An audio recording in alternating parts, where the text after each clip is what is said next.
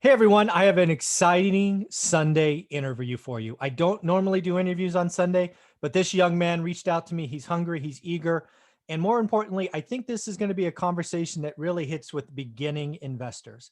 I think there's a lot of YouTube entertainers out there who, frankly, don't provide good advice. They don't provide advice that is tangible, actionable. And frankly, a lot of the biggest YouTube entertainers did not exist during the last housing crash. And as someone who's been through the last 20 years, I've seen it. I've seen it up close and personal. So I took this gentleman's opportunity to interview him so that he can ask me a bunch of questions and we can just talk about real life. Let's welcome Timmy Lee to the show. How you doing, man? Pretty good, man. Hey, Michael, I appreciate you taking the time out and having me on here. Oh, absolutely. I thought it was a Appreciate it. great idea. We need to help the beginners. We need to help everybody that's thinking about investing today. The market today is unusual, which we'll get into. But before we get into questions, why don't you introduce the audience to who is Timmy? Where are you at? What you doing? Hey, so currently I'm a real estate agent in Arizona. I'm approaching my first full year mark. I'm like a month or two out. It's gonna be a six-figure year. I remember my first, 2, 3 months into industry, I was like, I don't believe it. When you sell a house, you make 5, 6 grand. I didn't believe it, right? You're not a believer until you see the paycheck. Yeah. But yeah, no, I played soccer before here.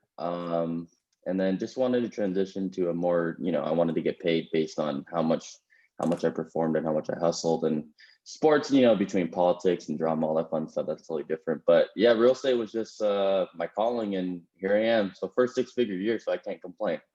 Nice, nice. I remember my first six-figure year. So I was never in real estate sales, but I was a commission-based salesperson.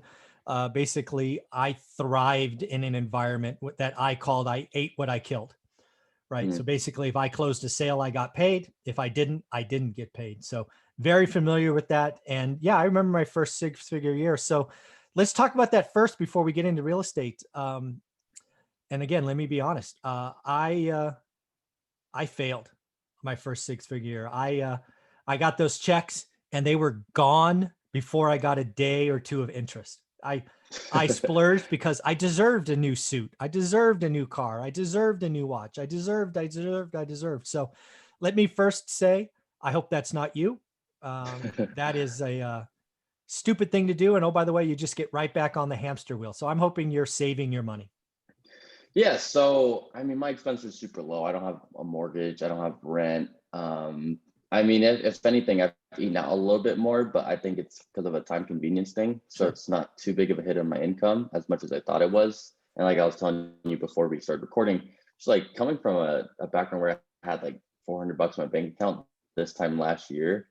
And then now it's like, no, I'm not going to spend that extra dollar on fries or whatever the case is. You know what I mean? Yeah, But then you still got to kind of understand the income you're bringing in and just like quality of life. So I think sure. it's a nice little balance, but yeah, 100%. Well, let me tell you this much. And again, these are all things I wish I knew when I was your age or in your situation. I call it a hamster wheel, the rat race, right? It's a theme that Robert Kiyosaki introduced me to. Basically, what I allowed my hamster wheel to do as my income went up is I allowed life creep in my expenses to expand, which meant in order to get off this wheel, I had to make more and more passive income. So my Mm-hmm. journey of one rental at a time meant I had to replace two six-figure incomes, which just Mm-hmm. meant it took forever, right? It took 15 Yeah. years. If you can always live in a world where, say, your monthly expenses were 2 grand, just Mm-hmm. picking a number, dude, you could be done. You could be passively done in 5 years or less. Mm-hmm. So I just want that to sink in because you are in the next year or two, you're going to have some life choices. Hey, I deserve a new BMW. I don't know. Do you really? I mean, is that really what you want to sign up for a $700 car payment plus $300 in insurance plus? Or, do you really want financial freedom is awesome. Having earned it, it is awesome. But the rat race is real. The ticket to the show comes every day. So be careful. I guess I just warn you. It's great you are today, but trust me, you're going to get a girlfriend or whatever, and you're going to do this or that. And just keep your expenses low and you could be done quick. Mm-hmm. That makes sense? I've always been curious because everybody talks about, oh, save every penny. Graham Stephan, he drinks, what is it, like 10-cent iced coffee or something like that. Like that's amazing. Hats off to you. I've So my parents, so they came, their background, they're Vietnamese. They came over here, you know, in the States when they're in their 20s, and they came over here with nothing to their name, like the skin on their backs, you know, and that's it. So growing up with that, it's like, you know, always eat in, always buy groceries. They spent nothing. And I'm Yeah. like, I like to think I'm opposite. I've learned from that, but it's also, you don't want to diminish your quality of life. Mhm. But then don't, I guess the thing most people struggle with is they say that, but they spend too much Yes. on their wants, you know? Yeah. But I've been reading a couple things. I'm just like, that $4 coffee that you don't want to buy doesn't make a difference. At the end of the day, it's $4, you know? Yeah. Yeah. So first off, yeah, Graham Stephan in his 12-cent iced latte or mock, whatever the freaking things are. Everybody has their thing, right? Yeah. That they just don't want to spend money on. And, you Mm, know, a $4 coffee when you know you could have it at home for 12 cents. I mean, if that's your thing, it's yeah. okay. But if, you know, as a real estate agent, your coffee time could be meeting clients and all of those things. So, Yeah. right, 100%. there are different things that go into that. And you know, for you, you can actually make most of your coffee a tax write-off, right? You are going to Hmm. this appointment, going to that appointment. So it's not about the $4 coffee or the $4 latte or whatever it is, but it is about appreciating where your money goes. Hmm. Something I wish I did and now I teach is you need to track your daily expenses because um, what you'll see over time is you'll develop what I call leaks, Hmm. right? You know, you'll notice, you know, month of October here, maybe you ate out once a week, but by October of next year, it's now 3 times a week. Hmm. You know, are those really client meetings and they're okay, or are Yeah. you, you know, doing something else, right? Leaks happen slowly, but again, every leak, every monthly expense that goes up means you have to earn more passively if you want freedom. So I believe in tracking them. I'm not a big, you know, cut out the $4 latte thing, unless that's your choice, right? And again, remember, he doesn't do anything except sit at home, right? So for him, going to Yeah. get a coffee is like an event. He's got to get dressed, Yeah. and you know, he's got to Yeah. take a shower, right? So it'd rather just go push the button. So you know, whatever. Um, but yeah, dude, you got to track your expenses. I didn't do that growing up. I think the biggest thing too is I remember in one of your videos, I think it was like 2, 3 weeks ago, but you Mhm. said if you look at everything you use, or you buy with money, Mhm. look at it as an investment Mhm. and then figure out if it's worth it. Because an investment is not only monetary, right? It's Mhm. it's like I said, quality of life, it's a convenience thing. You Yeah. know, if you've got a bad car right now and it's being a money pit, you know, Yeah. it's gonna be more convenient for you to buy some used, buy like a Honda, a little Toyota or something. Mhm. It's a lot cheaper in the long run. You know what I mean? Yeah, what I would tell you to do, and this is something I'm just, as I'm helping more and more people, I have to figure out the whole thing about helping people is you have to get stories that people remember. So Mm, this is a story I'm working on. Tell me if it resonates. Right now, people see price tags and they just see dollars. What I want everybody to do is convert that price tag into minutes or hours of work, right? You know, a $4 latte. Well, that's 7 seconds of work. Who cares? A mhm. $40,000 car is, you know, 6.5 months of work. So I want you to convert stuff Yeah. into time or effort. And I think that would cause you to look at things a lot different. Because, hey, if you're willing to do something and you know it's going to take you a year to pay for, okay. I mean, who am I to judge, right? Most people will Yeah. look at Yeah. something that takes a year of effort and go, that's not worth it. I'm not doing that stupid thing. So think Yeah. about effort, not just the price tag. If everybody could like scan, like take out their phone and scan a barcode and it converts to minutes or hours, I think that'd be pretty cool. We need an app that does that, right? Insert your hourly wage, and then you scan that you know $300 belt, and it's like 7 hours of work. Ah, I don't need that. I think the nice thing too is I didn't make really any money from soccer, right? And to save up a couple grand to pay for my real estate fees and license, I Uber and Lyfted. So, well, I mean, at that point, I was super duper frugal. Like I wouldn't spend anything. I mean, cheap is a better word. Frugal's, you know, Yeah, smart money usage. But you were cheap. I was just super cheap. Like, yeah, 100%. Like, I go to Chipotle, like, I really need food because I'd be driving, and midway through driving, I'd be like, I need to get some food in, but I get Chipotle and then get a water cup, but then get soda because I really wanted soda, kind of thing, Yeah, you know? yeah, yeah. But I think like doing Uber, like if I went somewhere and spent $100, I was like, wow, that was like 2.5, 3 hours of work. Like I don't want Exactly. to exchange that, you know? So before you had brought it up, and I remember when you did, I thought about that and I was like, I don't think most people realize it because like you said, you're a big preacher, and when you get on a salary, you get very comfortable. Oh, And when you're on a commission job, when I'm like I'm on a commission job as a real estate agent, and it's like if you don't go out and hunt, you're not going to get your deals. So you always like you have to force a way to learn how to budget. You have to know all that beforehand. And I think, I mean, I'm kind of biased, but I think being a real estate agent is probably the best. Just like it's like such a good lesson because it teaches you how to budget. It teaches you if you don't hunt anymore, you don't eat, mhm. and then that's when you get into the investment and all that stuff. And that's the reason I got my license in the first place. Yeah. So let's flip the script into real estate investing. Right?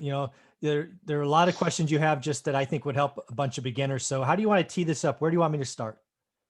I think the best start right now is, I think, let's just go off of what everybody knows. Okay. I mean, times are weird. Interest rates are super duper low. Hmm. And I mean, I say the same thing. Like when someone asks me if it's a good time to buy, I'm like, interest rates are so low. Don't look at like you said earlier, don't look at the price tag, Hmm. but look at what it costs in the long run. Right Hmm. now, it costs a lot cheaper than, what I mean, a 50 grand difference in your house price in the whole grand scheme of things is not that big because your interest rate is, in the mid to high twos versus 4 or 5% way back Hmm. when. Yeah. So Way back when, listen to you. You make me feel old. Damn you. All right. I'll take that. I'll take that. Yeah. I mean, just to catch everybody up, there are a lot of YouTube entertainers out there preaching crash, crash, crash because it gets clicks. Here's the deal. I've been doing this 20 years and you can go check the math. A $250,000 mortgage in the last crash would have been, I forget what the payment is. Let's call it $1,200. I think it's 1187. Interest rates then we'll call it 6%. If you were to take out that same loan today at today's prevailing rates, you could buy a $400,000 house, same payment. Folks, it's not about the price. Don't stop being these entertainers going, hey, 2020 is higher than 2008, thus it should crash.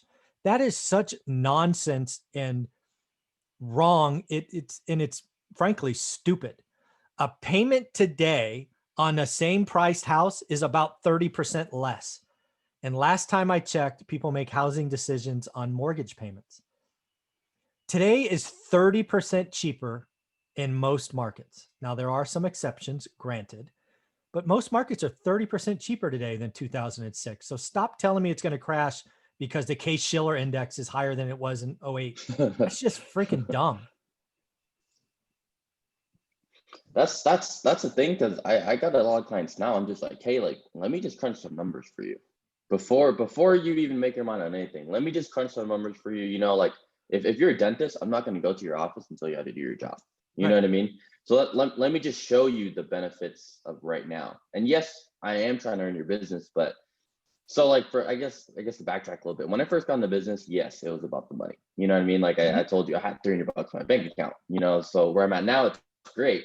But once you get past the amount of money you need, I guess for a couple months of savings, whatever, like now I'm in a position where I'm like, how do I create more business and Mhm. how do I make people trust me more? Because as an agent or as anything in sales, if they trust you, they'll use you or Mhm. they'll refer friends to you or whatever. So I mean, once I came from that standpoint, it's like, hey, like I don't care if you buy 5 years from now, 10 years from now. Like I hope at some point you use me though. Mhm. I just want to build a good relationship. But let me just show you why it's better to buy now. Yeah. Especially if, and even if housing prices go down, like you understand a house is serving its purpose. Your monthly payment is low. The chance of you ever defaulting or anything is really, really low, no matter what happens. It's the safest monthly payment you could probably ever get for a long, long time. Like, I mean, you've been in real estate for how long? When's the last time real or interest rates were this low? They never were. I mean, I've Yeah. been doing it 20 years, been alive 50. They've never been this low. And, Mhm. and again, your point is interesting because again, the only thing that can crash real estate, and I did a video this morning because all these people talking about a crash just annoy me. And the fact they're getting hundreds of thousands of click on inaccurate information is criminal. But the only thing that can crash real estate is mortgage rate rise. If interest rates went from 3 to 6%, real estate would fall 30% nationally. Again, because it's the payment. Real estate goes from 200 to 140, but the interest rates goes from 3 to 6.5. The payment's the same. Folks, it is about the payment. It is not about the price. It is about the payment. But yes, could we have a housing crash? Yes, if interest rates doubled. 100%. I mean, that's the only thing I tell people. It's like, I mean, like I said, there's so many people here because, like, so I took in clients on showings yesterday. The house was listed at 480. It's a 3-bed, 2 baths. It's 1,500 square feet. Average home like that around here is like mid 300s, so about 350, depending on location and city and stuff like that. But that's just not sustainable. Mm-hmm. I lost you. Nope, you're good. I heard you. The video was off for a little bit. So no, you're. So what did your clients think of that 480 house? They loved, or it was 380. Oh, bad. 380. They loved it. I mean, but it was a super remodel, all that fun stuff. It wasn't a flip, but someone lived in it and just made it their own, right? The whole farmhouse look that's trending right now. But it just goes to show that, like, right now there's so many buyers out there, and it's just insanely hot. And people think, like, because like 07, 08, like it was the same situation. But right now, like, we have a Concord report that just tells us the real estate stats here in Arizona. 90% of people are owner occupants. That you've just hit the number one thing, and I've said it repeatedly. Again, the beauty of what I've done against these other YouTube entertainers, and I've been in the game and looked at my market every day for 20 years. This market is unusual because it's 90-10. It's 90% owner occupants and 10% investors. In the 05, 06, 07, 08 timeframe, it was about 60-40, maybe 70-30 at its most outlier, which meant it was still profitable for investors to do deals. The reason it's not possible for investors to do deals today is because mortgage rates are low, yes, but that's only part of the problem. The real challenge is inventory is not there. And then lastly, the government, and yes, the Fed, wants to buy as many mortgage-backed securities as they can, which means they are encouraging banks to lend to first-time buyers. So all of that tied up in a bow means every single house that is clean and will pass FHA inspection is going to be sold to an owner occupant and not an investor. That is what investors need to appreciate today. I've been doing this 20 years, which means, what is that, 80 quarters? This will probably go on another couple of quarters because that's how my life is broken down into quarters, given my commission background. So you just need to appreciate that. As an investor, you need to do 2 things today. One, and most importantly, no matter what you do, buy and hold, flip, wholesale, land, multifamily, whatever it is learn your market. The beauty about an unbalanced market today is it's easy to learn. You can watch what's selling. Second, if you're ready to go, what you need to do is you need to feed the beast. What does the beast want today? It wants clean, FHA-ready properties. So go buy the most ugly, rundown property that won't pass FHA and flip it. This has been the best time to flip properties I have ever seen. It will not last forever. It may not last another year, but it will last another 6 months. So again, learn your market and watch your market every day. That's the biggest thing that real estate investors don't get, in my opinion, especially new investors. They think they could go spend 4 hours on Saturday, every Saturday, and figure it out. Wrong. I teach, I talk about, I advise 20 minutes a day, every day. That's how the market I learned, I never lived in. I didn't know anyone, but I looked at it every day. And over the course of time, I learned it. I know the market better than 99% of the agents in my market. So you need to learn your market. The whole beauty of this business is it's really simple. You make your money when you buy. That's it. But, and here's the deal. If you learn your market, I can talk to you and go, what's an average deal? It's 6.5%, it's 9%, it's 10, whatever. Great. If you know what average is, I only want you to do good or great deals going forward. But what people don't get or don't want or think I'm lying is you need to invest time, maybe 90 days, learning your market. So the good news about today is if I was starting out, this would be a great time to learn. It'd be a horrible time to buy because I can't buy anything. But boy, Yeah. you can learn a lot in Q4 because the market's moving so fast. So, you know, kind of a curse and a blessing, I guess. Funny you brought that up. So when I first, like, I'd say about like 3 4 months ago, after I'd made a little bit of money and I knew what it cost to buy a house, and I was like, oh wow, I can buy a house next year. You know what I mean? Like, I have the ability to buy a house and I'm able, you know what I mean? Like, it's so many people's dream and all that. And you get all these YouTubers that I call it a lot of fluff. And the one thing I love watching your daily news and stuff like that. And I mean, it could be hurting you or whatever, which is just my opinion. Because I'm just like, because you don't give all that fluff. I mean, you know, you don't have 200,000 YouTubers or 200,000 YouTubers or a million YouTubers yet. To me, Kevin, I love watching him. It's super informative, but he knows how to hook you in, and he knows how to hook the average person in and get them in there and stay, right? So it's like, oh, like here's my flip. I made this much, and like, but people, I in my eyes, like, I know a couple investors out here, Brian Appelis and a few big players out here, and it's different because it's like there's the thing people talk about most is it's such a hot market. There's no deals, and I think a lot of amateur investors think that the ones who are like the big players, they always got deals coming in, maybe less than they did in a different market, but they always have deals coming in because they're first in line to look at that deal. So they have deals coming in. So it's different. You know, when you go talk to them, they're like, oh yeah, there's deals everywhere. It's just a little bit less, but they still have deals. It's like, I'm a newbie investor. I got very little connections. I don't have a proven track record. I'm not a 100% qualified cash buyer. No one's going to be like, oh, hey, would you want to buy this property? Like, it doesn't work like that. Some people have got the track record and the history. Kind of to go back to it, the whole fluff thing was just like it. Like when you said it's like learn your market is the biggest thing, because I was like, next year I'm gonna buy. I had to set in my head. I was like, I'm gonna buy 2 fourplexes and then just keep on going. And I'm like, you know, like especially real estate, it's about the opportunity and opportunity. Yes, you go find the opportunity, but also opportunity presents itself. You can't narrow yourself into one channel and be like, oh, I'm definitely gonna do this. Like, it just doesn't work like that. You know what I mean? Like, I guess for you, I'm sure you can relate. Like, when something comes up and it's a good deal, you're not gonna pass it up. Whether it's a 1-1, a 2-1, 3-2, whatever. It depends on the deal.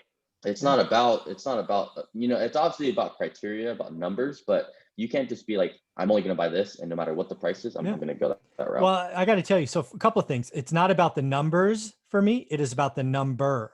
And there's a very subtle difference. There's only one number that matters for me. I call it yield in my course. Most people would call it cash on cash return.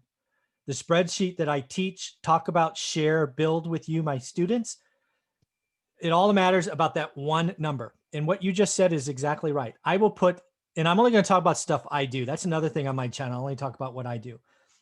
I can put a 1-bedroom, 1-bath, 1920s house that's 500 square feet and a 20-unit apartment building in the same spreadsheet. It's like 12 or 13 columns. And all that matters is that last column. Whatever yields the most on my money, I will buy. Some people, when they hear me say that, call me an idiot. They're like, why wouldn't you buy the 20-unit building? It's 20 doors. It's this, it's that. I'm like, are you guys not freaking listening? The house is a higher yield than the 20-unit building. Why would I buy something to get a lower return on my money just because it has 20 units? Trust me, you can go broke buying multifamily. You can go broke buying fourplexes. You can go broke buying single-family homes. You need to understand what average is and do just good and great. It is that simple. All these other YouTube entertainers out there, they're doing all these fancy spreadsheets and all these other things. It's not that hard. 20 minutes a day, understand what the best deal is, and only do good or great deals. It's simple. It's not easy because people don't like to be repetitive and do the same thing over and over again. So it's just the truth. And go back to the point where you said you'd flip in this market, and that's what the past couple weeks I'm like, that's what I'm gonna do.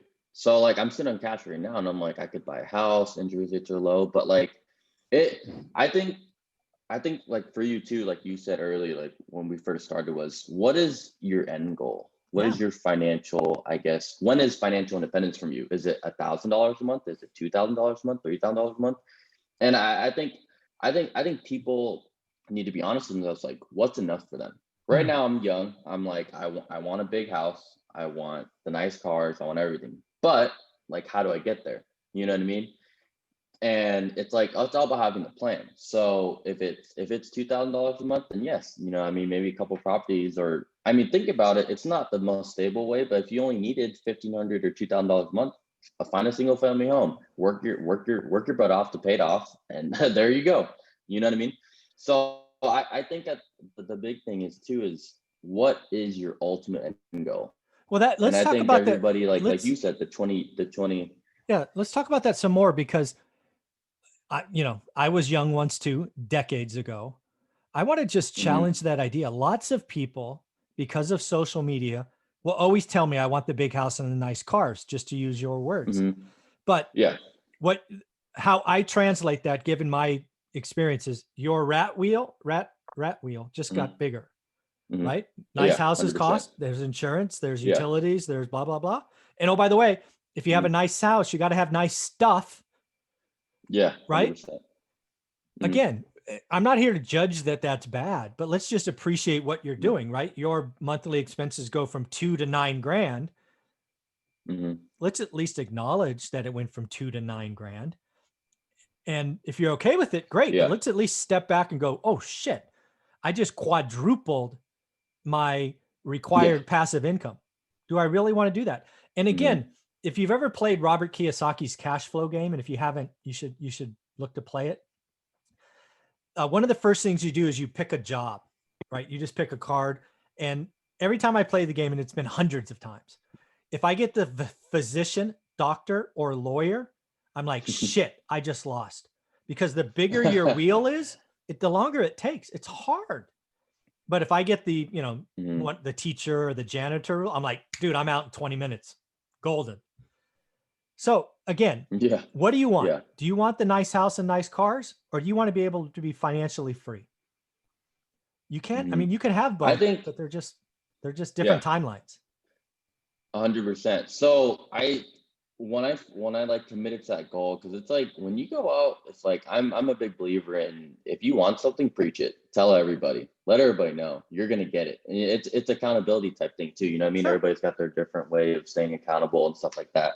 But it's like, is what you want and what it takes to get there align? Like, are you ready and prepared for it? I'm Yeah. like, you know what? Like, I am, because as of right now, with my income and everything, I live a really comfortable life. It's a matter of just playing my cards right. And like Mhm. you said in the Dave Ramsey video was perfect, because don't take on any debt, like just for the heck of it. Like a Yeah. car is a debt. And anytime I talk about cars and stuff like that, I'm like, I'm always gonna buy a car used. I'm always gonna buy a car on a good deal. I'm always gonna pay cash. Because if for some reason I can't work anymore, I can just sell it. I'm done. I'm not tied to a payment. I'm not tied to anything. So I think like the biggest thing people need to do is just invest in themselves first, and understand and be super financially literate. Like, Hmm. find your end goal, because there's got to be some reason you're working towards. And yes, that always changes, dynamic. Everybody goals changes. Hmm. You know what I mean? Which I get. But you have to always understand how much it's going to take to get to a certain point, and if you're willing to go like to that point. Like, like you stood out there, like if I want a Ferrari or a Lambo, that's another 15, 20, 25, 30 years that I'm going to need to work, depending on income, and Hmm. everybody's different. But it's how you want to approach it. If you can accept that, then like you say, like, all power to you, you do you. Yeah, you know exactly. You do you. Yep.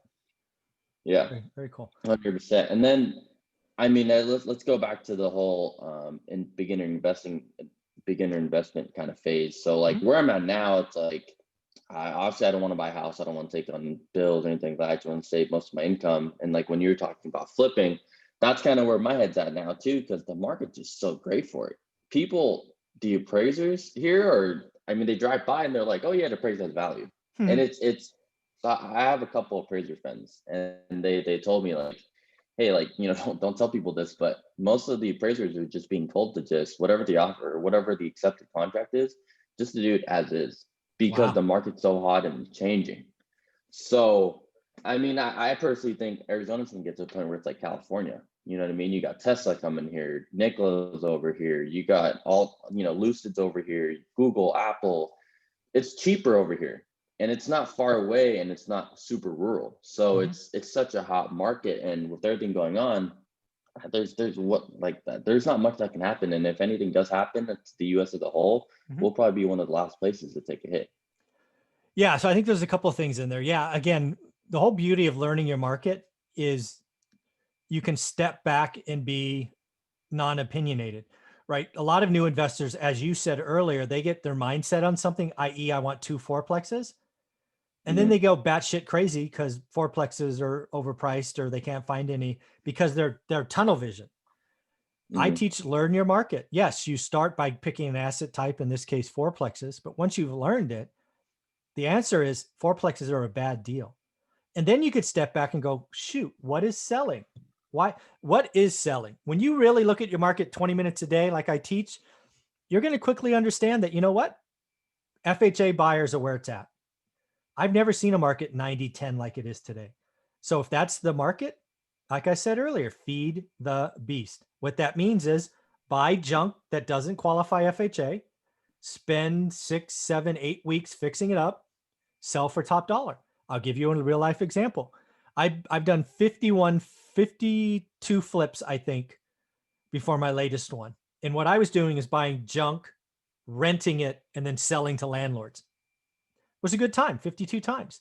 This 53rd one that I've just done, bought a dump, fix it up FHA, which meant I spent an extra $1,000. I sold it to an FHA buyer for $21,000 more than I could a landlord. So you know what? I'm not an idiot. I'm going to keep flipping to FHA buyers as long as that market's open. Simple. Hmm. Hmm.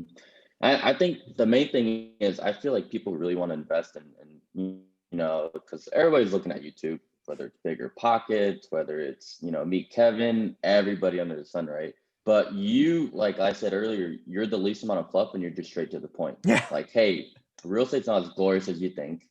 You know what I mean? Like it's hard work. Like you don't paint no false promises or pictures. It's just it is how it is. And with you too, like you're saying, like the stock market and everything, like you're super transparent. That just builds credibility. So I got hooked in your channel, and I'm sure a lot of people on that watch you can kind of agree. You're just super transparent, and I mean in real estate it's the most transparent industry there can be. If Mhm. you buy a bad deal, you will find out it's a very bad deal. There's no one's going to be like, oh, it could have been a great deal, or you know what I mean. A bad deal is a bad deal. That's Yeah. how I like to say it. Yeah. Well, Yeah. let's talk about Meet Kevin a little bit. Another thing that again, what I'm trying to do is I'm truly trying to help people. I really am. Hmm. And I think he's entertaining and he's always wearing that blue jacket and he's got his shtick. And clearly it works, right? He's making several $1,000,000 as a YouTube entertainer. But to call him a real estate investor is a reach now, right? He's talking stocks and stimulus and all these other nonsense things. I'm not going to go away from what I do. I what I've been doing for 20 years is tracking the consumer. Why? Because they're my number one competitor and my number one customer. I'm a landlord with hundreds of units. A Hmm. consumer is my customer. So I need to figure out, are they happy or afraid? And now that I've done 50 plus flips, are buyers happy or afraid? And then I track cost of capital. What Kevin has been doing down in Southern California and these value add opportunities, he's creating what I call alligators. The only reason they work for him is because he can buy them cash, because he could take his YouTube check and buy a house. That is not a model most of us can do. I started with a $107,000 house. Most people can get that. My story is far more accurate. I still do it to this day. I'm not here flashing 3 or 4 million bucks on YouTube like Graham Stephan did. He just bought a $2 million house in SoCal. He bought a whatever house in freaking Las Vegas. Folks, if you want entertainment, go to them.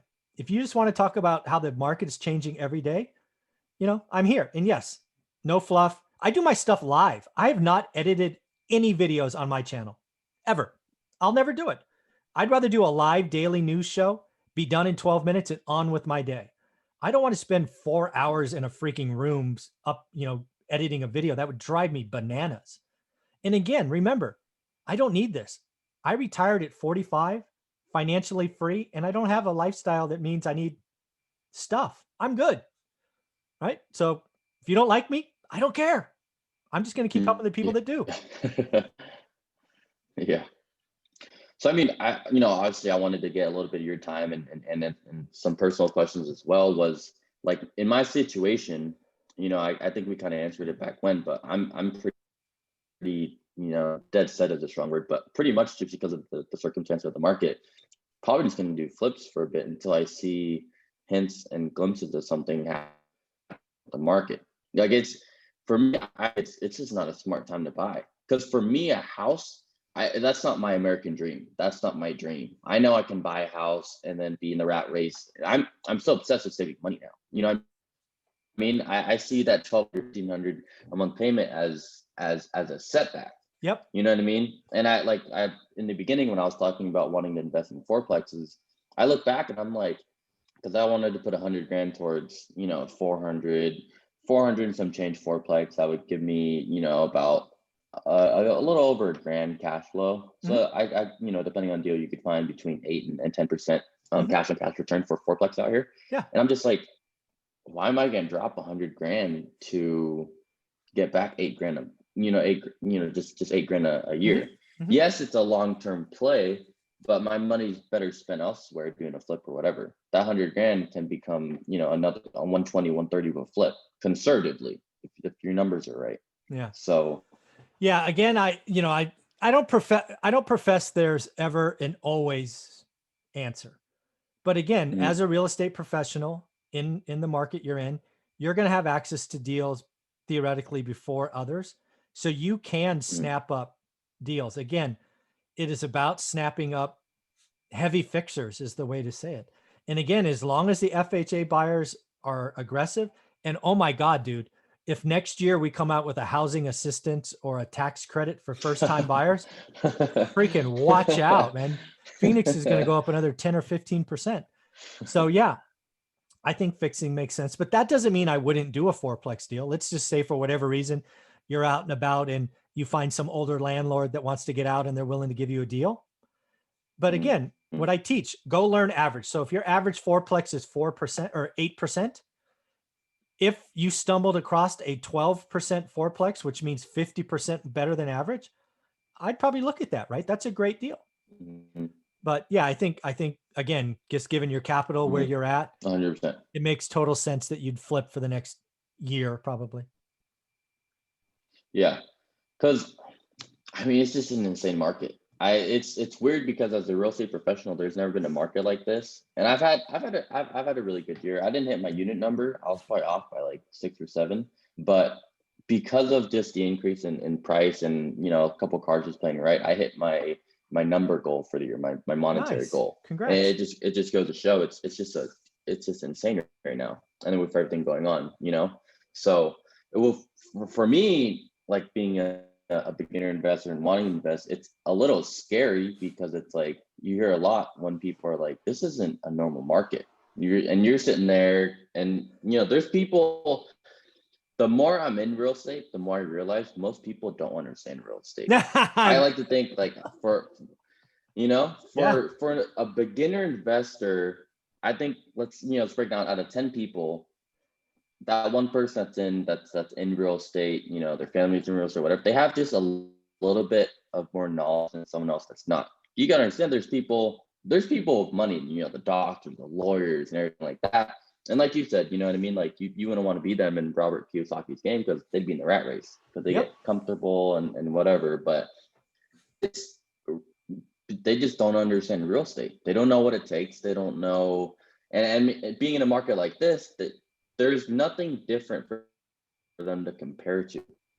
So for me, I just understand that, 10 years ago, the market was obviously a lot different and I can understand numbers, but I haven't lived through it. You've lived through it. And a lot of people I've talked to have lived through it. And it's different. You have to be fully aware because Yeah, I mean, you're playing with quite a bit of cash. You know what I mean? Between the no money investing and stuff and all that BS, all the fluff, you know what I mean? Just go get a hard money loan. Mhm. But, to bring back to the point, it's a scary market to invest right now. You know what I mean? Especially being a newbie investor, because you're like, what's going to happen? Yeah. Like I don't have the knowledge and experience to project next year or the year after, things like that. Yeah. A lot of newbie investors get hooked because you can make a lot of money. You can have legacy wealth. You can. But that's why I try to make it really simple. All you have to do is learn your market. If you learn your market, you gain confidence. Once you gain confidence, you make good decisions. A lot of people reverse that order. They hear, just do a deal, do any deal. Even if you lose money on your first deal, you'll learn something. Are you freaking kidding me? If you lose money on your first deal, you're not doing a second deal. Promise you. Every time I hear that, I want to smack who's ever talking. That's just so disingenuous. Folks, learn your market. I teach people it only takes 20 minutes a day. It is really that simple. But people don't like that. It's not sexy. It's not fluff. You don't show the big checks. Hey, if you want big checks, go to Instagram. I'm just here to tell you how to do it. Mhm. My other question to you would be, starting off as a beginner investor, you sometimes having too many options Mm. is a bad option, you know, because it's like now, I mean, you go to show like YouTube videos like Bigger Pockets, Meet Kevin. There's 100 different avenues you can go as a real estate investor, and you're just like, oh, this is a better route. That's a better route. This is a better route. I'm slowly learning. I'm still finding a hard time coping with. I'm slowly learning that like you just got to figure out what works for you. You know what I mean? And I think every time I watch your videos and when you break down a deal or stuff like that, you do it best because you're just like, some people don't care about the percentage number, but they want peace of mind. Because I was watching like a Bigger Pockets video the other day. It's like 5 rentals is all it takes for some people's financial Yeah. freedom. Work, paid off, you're done. You're financially free. Yeah. And then someone like you who's got a couple hundred units, it depends. It's just what works for you. Yeah. You know what I mean? I think a lot of newbie investors, including myself, get roped into what's best, what's most efficient, but there's a lot of ways to do something. It's just what's best for you. Yeah. Yeah. Again, I call it The going an biggest inch thing. in 50 directions. And that's until you figure Mm, out what you want to do. Real estate investing is actually hard and confusing. So that's why step one of my course is focus. What do you want to look at? And again, we break it down into super minutia, right? I basically want you to produce a list that's 20 to 40 active listings. And that is what you're going to look at every day, 20 minutes a day. It's that simple. You have to stop going 50 directions an inch at a time because you absolutely go nowhere. And worse yet, you waste time. And worse yet, you learn nothing. It's just tragic hmm when that happens. hmm Yeah, that's what I've learned because there was a time where I was just like, I don't know what to do. Every option sounds great. You know what I mean? And then you want to learn a little bit because I've gotten roped into it. I don't know if you know like Pace Morby Oh and, yeah. and more of the creative guys out here. You start hearing that, you go watch anybody watching this right now, go search Steve Trang and Pace Morby's interview where he goes from like 0 to 20 grand a month in cash flow in like 4 months. And then all of a sudden you're just like, wow, like your mind just blown. And then you want to take a different avenue because you're like, maybe I'm doing something wrong. Like this is the new age. This is the new way to invest or whatever the case is. Yeah. You know what I mean? So I mean, go back to our point. It's just I'm slowly figuring out what I want to do and I guess what you want to accomplish. And that's the only way to get to your goal instead of, changing the different ways to get there 100 Yeah. different times. Yeah. You've got to sit back. You've actually got to do less before you can do more. Because Mm-hmm. again, if you just jump in, you get excited by all the shiny objects. Pace Morby subject to, for example, Grant Cardone, bigger is better. All these other, land and multifamily and mobile homes and storage and industrial and la la la la la la la. No, what do you want? What is you? So go figure that Mm-hmm. out first. I call it slowing down to go fast. Mm-hmm. And again, once you kind of get who I am and realize that I'm just telling it how it is, more and more people are signing up. They're joining my Facebook group. We talk every Saturday. And I get true joy. Just last week, 3 people did a deal, even in this crazy market, because they focused, they knew their numbers, and I actually posted their I don't know, comments in a Friday interview because you can do deals, and you can do Mm-hmm. deals as a new investor. but you've got to do the work. Mhm. It's a great feeling to be in a position I am, because if you do follow me and you kind of get who I am and it's growing slowly, it's a great feeling, because it's wonderful to help people. Mhm. I mean, now I want to like kind of pick your brain, starting back from square one, not having any knowledge, and let's just say, like for most people in a different industry, not real estate, Mhm. what would you do now? Mhm. What would you do now getting into real estate and starting from Yeah. square So one? let's set it up. Let's set my life up, right? So I was a busy tech worker, just means I had a full-time job. I probably spend 60 hours a week. I was a father, so I was raising a daughter. So my life was very busy, right? So the only way I can get out of the rat race which is what I wanted, is to own cash flow real estate. So that's my what. That was a no-brainer. Don't have time to flip. Hmm. I live in an expensive market. I'm in the Bay Area, so I can't buy here. I don't want to get on an airplane, so out of state's a bad idea. So Fresno, California, 2.5 hours away, right? So I answered all those questions first, right? So buy and hold. The next thing I need to realize is I only have 40 grand. My whole financial freedom journey starts with 40 grand. The first mistake I did is I bought junk, which meant is I put my down payment and then I had make ready, where in the beginning, I should have done what now is called turnkey. I should have bought clean properties, because I wasted my cash. I didn't appreciate my cash because it took me so long to save the next pile. That was one thing. Because if I would have done that, I would have been bigger, because then I did some 1031 exchanges when I got out.